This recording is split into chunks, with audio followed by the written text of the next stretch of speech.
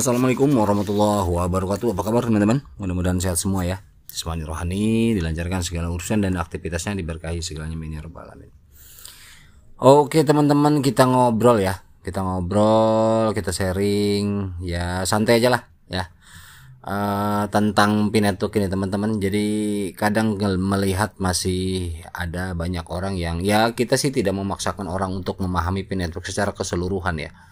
Tetapi ada beberapa hal yang tentunya kadang pemahaman orang yang tidak begitu paham tentang Pinetuk akhirnya mengeluarkan asumsi, sehingga para pionir yang awalnya memahami track, dia ikut belok pemahamannya, ikut salah jalan gitu loh, salah pemikiran. Nah ini salah pemahaman, ini yang saya khawatirkan. Makanya saya rasa saya coba buatkan video ini, walaupun ini mungkin agak panjang, tapi saya coba agak cepet ya ngomongnya, yang penting mudah-mudahan teman-teman bisa nangkep.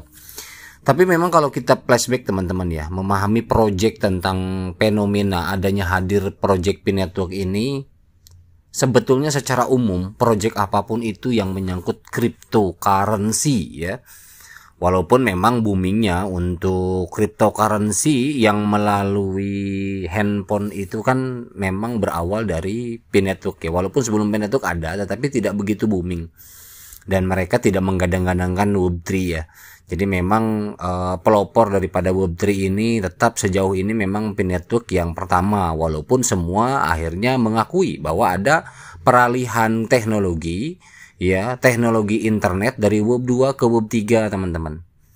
Nah terlahirlah Pi ini dengan menggunakan itu dan menjadi pelopor daripada adopsi massal untuk teknologi internet di Web 3. Jadi Web 2 Web 3 saya pernah bahas kok, pernah buat perbedaan Web 2 Web 3 ya, pernah, tapi beberapa tahun yang lalu mungkin videonya udah ketumpuk udah di bawah ya. Nah, untuk memahami project ini ya, ataupun project-project lain pada prinsipnya ya, pada umumnya ini kita memang sama-sama sudah tahu lah ya. Saya untuk video yang sifatnya publish, yang publik ya, pemahaman-pemahaman umum tentang project, tentunya memang saya sudah banyak banget saya upload ya dari 3 tahun yang lalu ya, bahkan 4 tahun yang lalu, dari awal mula pembuatan channel ini. Tentunya kita harus memahami opportunity ya, peluang, worth it nggak gitu loh. Kita ngejalanin proyek di handphone itu kan sebenarnya ngejalanin project ya, kita kan fokus kripto nih ya. Ya sebenarnya kerjaan di handphone itu kan banyak, ada survei, ada apa ya kan, kemudian ada dari game ya, ada dari teks apa gitu kan ya, ada yang memang dia jual beli secara online, walaupun ada yang pakai modal, ada yang enggak, banyak, ada yang multi level segala macam, banyak ya. Nah kita kan fokus di kripto, jadi opportunity, sebuah peluang ini buat kita worth it nggak kita ngejalaninnya gitu loh. Itu aja dulu dasarnya. Nah tentu di situ akan hadir yang namanya DIOR, do you know research, artinya analisa kita pribadi sejauh mana menganalisa project itu. Kalau kita memang tidak paham ya kita cari tahu, kita perdalam, kita pahami. Nah analisa DIOR ini banyak, tentunya sangat-sangat banyak dan kompleks. Biasanya tergantung projectnya itu sendiri menyuguhkan atau menyediakan daripada kelengkapan untuk kita analisis, dia lengkap nggak, banyak nggak, aman nggak, worth it nggak, itu kan pertanyaannya. Nah analisis dari mulai infrastrukturnya kita harus coba analisa, kemudian teknologi yang digunakan betul tidak.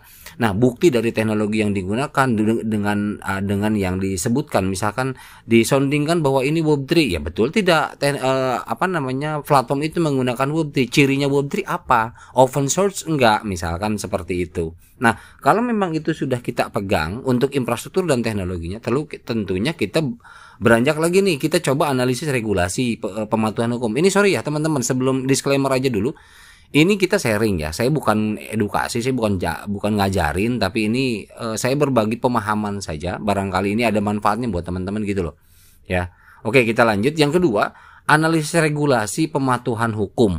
Dari setiap project ini kan tentu ada, nggak mungkin dong project kita ikutin kalau ilegal kan gitu, nggak mungkin, dan project kita ikutin kalau memang tidak diakui oleh instansi-instansi yang memang sudah resmi.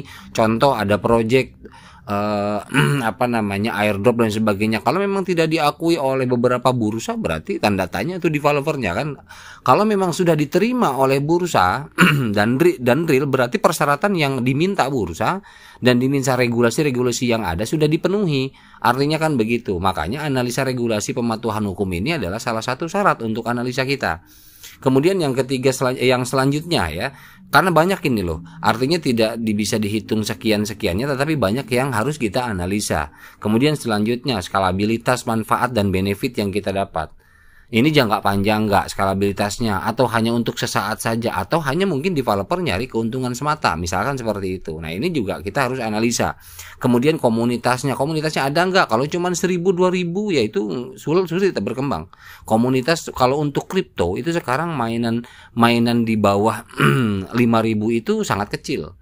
Nah sekarang kripto kesininya itu permainannya udah di angka 5.000 ke atas baru bisa diakui. Artinya bursa pun punya regulasi tersendiri. Selain dari komunitas harus banyak, masa penambangan pun harus ada. Nggak mungkin dia bikin kripto cukup dengan seminggu, komunitas 5.000 tapi seminggu kelar. Itu juga nggak mau bursa, karena rentan waktu juga menjadi penilaian gitu loh. Karena dari misalkan kita, kalau pemahaman saya ya, jadi yang saya pelajari bahwa ketika kita bikin kripto, nggak bisa kripto itu akan lahir dari mulai penciptaan, pembuatan, dari mulai konstruksinya sampai dia listing hanya dalam waktu 1 minggu atau sebulan. Nggak bisa. Bursa juga nggak mau kayak begitu karena rentan. Artinya dilihat track dulu, track berjalan dan konstruksi daripada developernya itu sendiri sejauh mana, tingkat keamanannya, protokolnya dan sebagainya. Gitu loh. Itu komunitas yang dilihat juga banyak nggak gitu kan. Nah jadi tingkat trust dan adopsi halayak itu kepada project itu kan si bursa ini lihat juga. Nah kemudian ada yang namanya, kalau di developer atau pembuatan kripto itu ada yang memang dia government ya. Jadi finance government ini mereka harus mematuhi sesuai peraturan pemerintah yang ada. Misalkan dibuatnya di Amerika, ya pemerintah Amerika aturannya untuk kripto seperti apa itu harus diikuti. Kalau di Indonesia berarti kalau orang yang membuat berarti harus ada perizinan finance-nya. Baik itu mungkin kalau untuk yang di segi di luar kripto ya, yang sifatnya finance fiat itu dia harus ada OJK, harus ada izin perdagangan dan sebagainya. Nah, kalau untuk kripto, kalau di Indonesia kan masuknya ke ranah komoditas ya, artinya aset yang masuk di zona komoditas. Jadi teman-teman di situ di sini yang membuat kripto di Indonesia hitungannya yang terpenting adalah Bapepti berarti. Nah, jadi model-model seperti itulah teman-teman. Kemudian kita lihat juga project itu kan pada prinsipnya ekosistem dan utilitas. Nah, kalau misalkan utilitasnya apa nih? Ya tadi salah satunya kalau memang sudah diakui bursa, misalkan ada di Bybit yang internasional atau di OKX, ya itu satu utilitas eksternal sudah mengakui, berarti udah oke, masuk. Salah satunya ekosistemnya berjalan nggak nanti. Jadi ketika ini diciptakan koin, ini manfaatnya buat apa? Apakah dia hanya untuk NFT atau game? Misalkan ada developer yang fokus NFT atau game saja. Ya udah, berarti pemanfaat nanti ke depannya itu si token ini selain bisa dipiatkan di bursa, tetapi juga untuk kita memiliki NFT dan main game. Nah ini kan ekosistem buat perputaran kriptonya, mata uang. Nah yang Pi Network pun sama, artinya dia punya ekosistem dan punya utilitas. Apa utilitasnya? Lebih kepada komoditas. Jadi untuk masalah Pi ini itu udah saya merasa saya sudah coba segamblang mungkin dari sejak 3 tahun yang lalu di konten-konten saya membahas masalah komoditas ya, kemudian komoditas yang kemudian underlay-nya Pi, kemudian utilitas, ekosistem, kemudian skalabilitas, komunitas dan lain sebagainya, bahkan teknologi Pi segala macam, kemudian perizinan sampai ketemu dengan yang namanya Byzantine Agreement. Byzantium Agreement ini adalah salah satu yang penting juga yang ada di Stellar ya, Stellar Protocol. Karena di sana salah satu akurasi yang sudah diakui oleh dunia ya, di dunia kripto tentunya. Nah, jadi itu semua biasanya ada di white paper teman-teman, di white paper setiap project. Ya, kalau kita coba ini kita runut ke belakang sedikit flashback ya. Makanya yang saya bilang nih agak panjang, kalau teman-teman yang ada waktu ya abaikan saja lah. Ini bagi teman yang punya waktu, yang memang bisa relax santai kita sharing gitu kan ya. Nah, kemudian dengan seiringnya waktu berkembang, Pi ini kan kita tahu dia mencapai puluhan juta komunitas ya. Anggaplah sekarang 50, 60 sampai 70 juta misalkan, hampir 100 lah. Kemarin sih informasinya ada yang menyampaikan katanya udah nyampe 100 katanya gitu. Tapi ya saya sendiri belum ngecek secara realnya nyampe apa enggak. Tetapi kalau untuk 50, 60 tempo hari data dari core team juga udah menyampaikan ya bahwa 60 itu udah sampai. Nah, kemudian sejauh mana kita memahami daripada penambangan itu sendiri. Ya, jadi metode dan model penambangan ini yang harus kita pahami benar-benar bukan hanya nambang yang proof of work saja. Nah, jadi sejauh ini kan yang konvensional banyakkan orang ya, termasuk juga ada apa ya, spill dikit lah tentang seseorang di dunia antah berantah lah ya. Kemarin sempat membuat video dan sebegitunya gitu loh. Artinya ya oke lah dia mengatakan bertahun-tahun memahami segala macam, tetapi saya rasa sayang sekali. Artinya ya intinya berbeda lah pemahamannya, karena yang disampaikan itu hanya berkutat hanya di sistem proof of work saja. Artinya penambangan konvensional. Sementara untuk green mining artinya penambangan yang menggunakan handphone, dan bagaimana bisa transisi peralihan teknologi ke arah sana, apa yang digunakan, metodenya seperti apa, circle-nya seperti apa, ya. Kemudian hukum protokolnya seperti apa, karena protokol yang di proof of work yang menggunakan node ya dan rig itu berbeda dengan protokol yang digunakan oleh Pi. Ya, yang menggunakan hanya handphone, karena biasanya kalau untuk yang menggunakan rig besar ya dengan node itu protokolnya berbeda ya, jadi regulasinya pun berbeda ya, dengan daya konsumtif untuk energinya juga berbeda. Nah, ini kenapa kok bisa, padahal kan harusnya melalui itu semua dulu. Nah, sekarang kok via handphone aja bisa dan bisa diterima di protokol. Kenapa? Nah, di sini makanya istimewanya itu ada yang namanya circle. Ya, circle menggunakan di sana ya bukan afiliasi ya, tapi di sini lebih kepada membuat lingkaran keamanan. Nah, ini yang beda dengan orang. Ini dibuat satu lingkaran keamanan yang masuk pada ranah protokol. Ini perbedaannya. Dan Pi Network hingga saat ini memiliki 200.000 node lebih di dunia. Sementara penambangan kripto yang sebelumnya itu belum ada yang nembus 200.000 ke atas gitu loh. Nah, ini juga makanya kan saya bilang project ini yang kita pahami itu, kalau memang kita suka dengan projectnya, kalau saya sih ya, kalau suka ya pahamilah white papernya, baca roadmapnya, baca core team juga apa yang disampaikan kita pahami segala macam ya, termasuk Pi ini juga. Jadi salah satu yang saya perdalam, yang saya pahami tentang Pi ini, karena memang sudah 5 tahun saya ikutin. Jadi ketika ada yang master di luaran sana mengatakan membuat sebuah video seperti itu, ya saya artinya saya cukup senyum saja lah ya, karena memang maaf walaupun mungkin ada ya, saya sih bukan ini ya, orang itu kan tingkat pemahamannya berbeda, tingkat memperdalamnya berbeda. Kayak kadang gini di Indonesia, pemisalan kita trader itu banyak loh di Indonesia, tetapi tingkat analisa dan kualitas trader itu kan tiap orang beda-beda. Makanya kalau memang semua sama kemampuannya, berarti semua kaya dong tradernya. Buktinya apa? Trader ada yang biasa-biasa aja, ada yang memang berhasil. Artinya apa? Ada ya analisanya yang berbeda. Kalau untuk di dunia trading seperti itu, baik trading fiat ataupun kripto ya. Jadi itu yang itu dulu yang harus saya pahami. Makanya penggiringan opini yang saya tonton di video beliau ini, saya rasa cukup memprihatinkan buat betul memang di Pi Network ini banyak pemula betul, tetapi tidak juga dikatakannya betul-betul tidak benar-benar tidak paham, tidak, karena memang di setiap komunitas itu tentunya ada saling bantu untuk memberi pemahaman kan begitu ya. Nah, ini kembali ke laptop ya. Jadi maksudnya kembali ke pembahasan untuk masalah Pi ini. Pi juga memiliki potensi adopsi utilitas ya, karena memang kita kalau ngobrol bukan rekod sih ya oke lah, bebas-bebas aja mungkin kemana juga arahnya, tapi ini kan kita punya timing tadi biar nggak terlalu panjang video. Jadi Pi ini kita harus lihat memiliki potensi nggak gitu loh, dan utilitas yang tergabung di Pi ini berapa banyak. Nah ini aja dulu. Kalau misalkan ada orang yang kasih asumsi, ya kita nggak usah bagaimana kita tanya aja, tahu nggak utilitas Pi ada berapa banyak. Kemudian ekosistemnya berjalan sampai sejauh mana, teknologi yang digunakan tuh detailnya seperti apa, dan pematuhan hukum peraturan yang diikuti dari mulai ISO, kemudian apa namanya Basel 4, Basel 3 juga. Artinya sudah tahu belum ke situ gitu loh, bahwa Pi ada di sana. Kemudian protokol yang digunakan sudah tahu belum?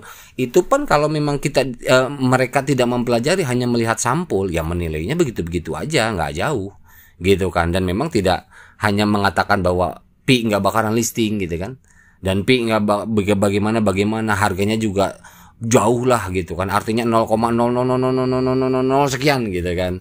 Ya ada yang mengatakan seperti itu, tapi ya oke lah, itu hanya pandangan orang aja ya. Jadi keistimewaan nih teman-teman yang saya pahami, keistimewaan di dalam progres Pi ini itu yang saya lihat ada enclosed mainnet, ada hackathon, teman-teman bisa lihat, ada KYC yang betul-betul real. Kan ini dipermasalahkan juga kemarin ada di video komandan itu ya, komandan kita di luar sana, master lah.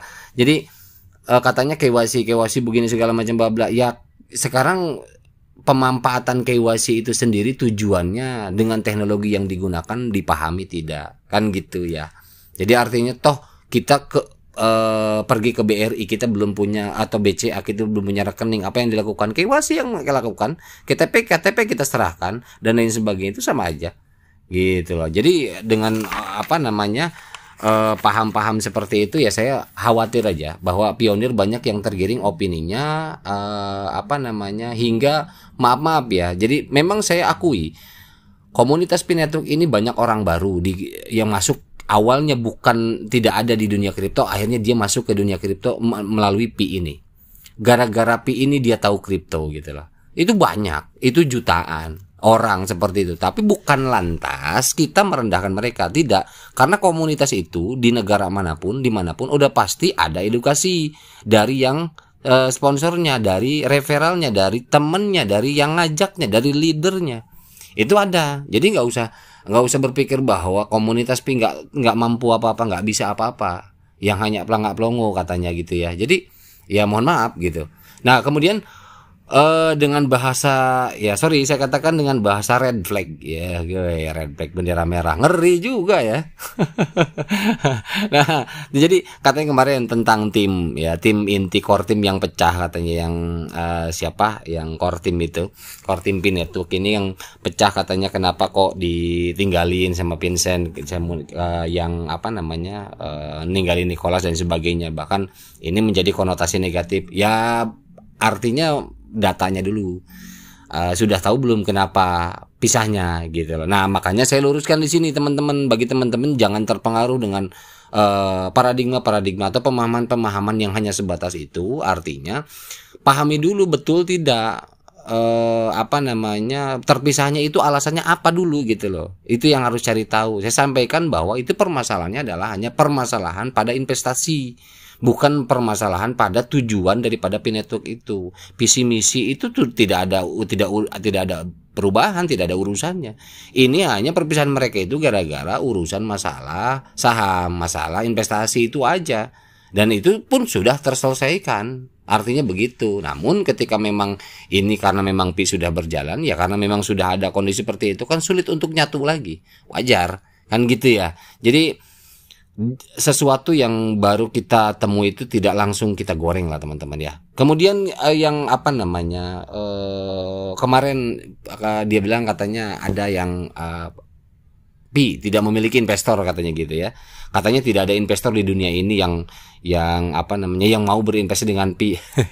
Nah ini dulu saya pernah buat video tentang dana Pi ini dari mana, siapa aja backup Pi ya. Ini saya nggak mau bahas karena jadi panjang banget ini. Kemarin saya dibahas ulang. Video saya yang ngebahas khusus fokus tentang itu kan udah saya upload 2 tahun yang lalu. Gitu loh, 2-3 tahun yang lalu kalau nggak salah, itu 3 tahun yang lalu bahkan. Itu khusus Pi bisa bertahan bertahun-tahun ini servernya modalnya dari mana, dan ini per bulannya nggak sedikit gitu loh. Dan dari awal kan nggak ada iklan gitu loh. Berapa tahun itu nggak ada iklan hanya sekarang. Dari iklan berapa sih? Kalau misalkan perhitungan seluruh dunia dengan komunitas segitu banyak, butuh server berapa banyak, butuh server berapa besar. daya komputasinya dan asumsi listrik asupan listriknya berapa.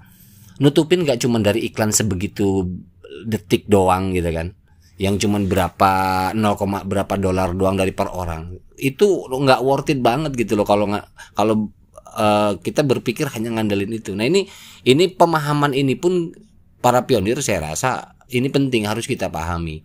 Kalau memang kita niatnya ada mau mempelajari, memperdalam project yang kita jalani, apapun itu ya. Untuk yang saya bahas ini adalah Pi ya, kayak gitu. Kemudian katanya komunitas katanya dibilang kurang literasi. Ya, jadi rata-rata katanya pionir ini ya pemula semua dan hanya menunggu uang gratis. Ya, come on, ini kita udah paham gitu loh. Pi Network ini bukan uang gratis. Bukan mata uang juga, bukan mata uang fiat yang kayak kita dapat gratis langsung kayak anak balita dikasih emam gitu. Bukan begitu. Kita ini ini pionir, kita itu punya project kita jalankan. Ekosistem mau jadi developer juga bisa. Kan gitu. Nah, inilah pemahaman seperti ini teman-teman. Saya kadang-kadang ya sangat menyayangkan. Ini sharing aja loh teman-teman ya, sharing aja. Dan ya seperti itulah pemahaman saya. Jadi kalau misalkan ada orang yang mengatakan bahwa saya sudah paham betul dunia kripto dan lain sebagainya, saya sudah begini itu segala macam. Saya Cah Angon yang anak kampung nggak tahu apa-apa, tapi kalau digituin banget mah ya tolong lah, saya juga nggak bego-bego amat gitu.